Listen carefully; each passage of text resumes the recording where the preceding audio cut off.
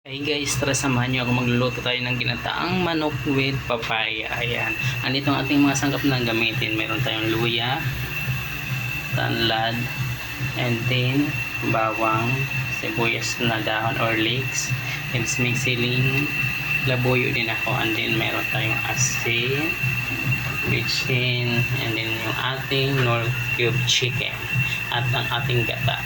Ayan, at ang ating manok, pinapili ko siya, and then ating papaya. Dapat may dahon pa siya ng sili, kaso mahal ngayon ang dahon ng sili, walang mabili sa market, mahirap dahil simula nung nagpagyo. Ayan, wala muna tayong dahon-dahon. Tapos manya kung magigisa na tayo guys, magigisa na tayo. Maglalagay na tayo ng mantika, ayan, sa ating kawali. Ayan, dahil mainit na siya, sobrang init na dahil mainit yung kawali. Ayan, una natin ilalagay ang ating luya,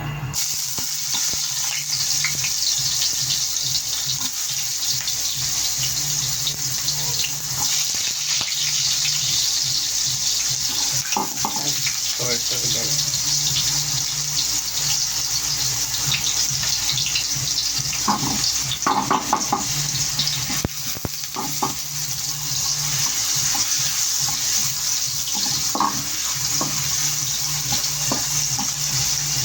Pa-brown lang natin to.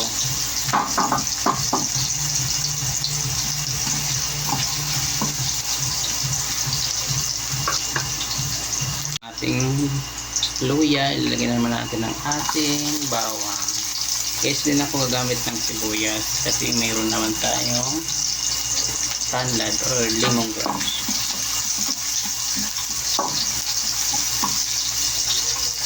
Lagay ko rin ang ating lemongrass. Ganun din, igigisa ko lang yan.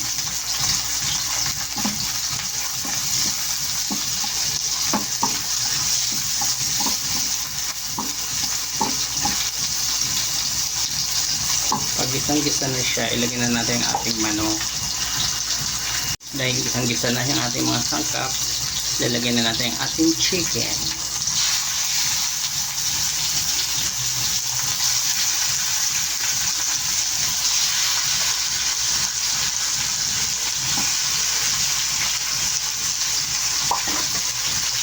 Haluin nyo lang yung sega.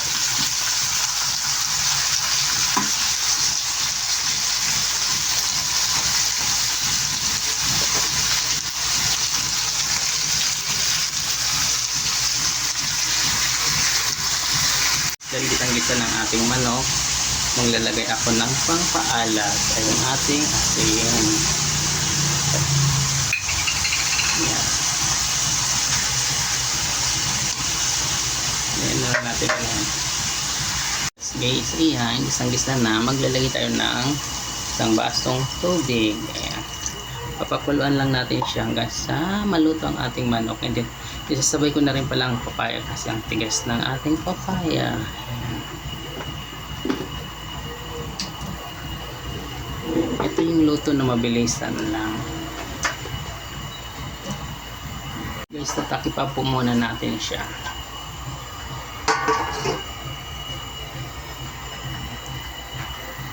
Tingnan natin, ayan, pulong-pulo na.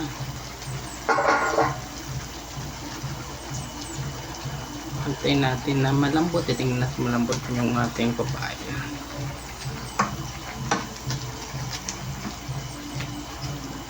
Medyo malambot ang ating papaya, so ilalagay na natin ang ating chicken cubes. Ayan,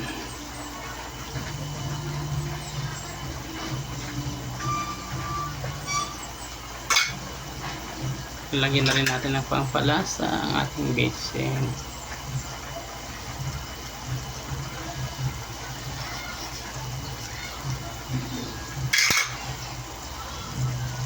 Tatakiwan ko ulit, medyo matigas pa guys.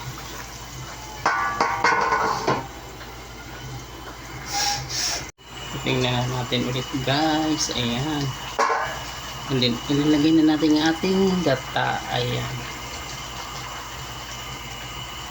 Ang ginamit ko ditong gata ay Coco Mama, isang pack siya na malaki.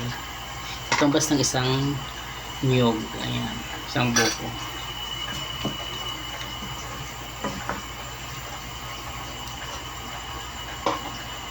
Lagay na rin natin ang ating leeks. Ayan. At ang ating siling laboy. Huwag natin pipisain, guys. Hindi masyadong anghang.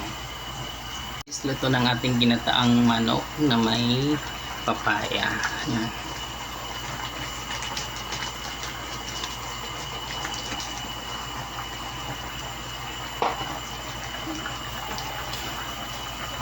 Pwede na tayo kumain.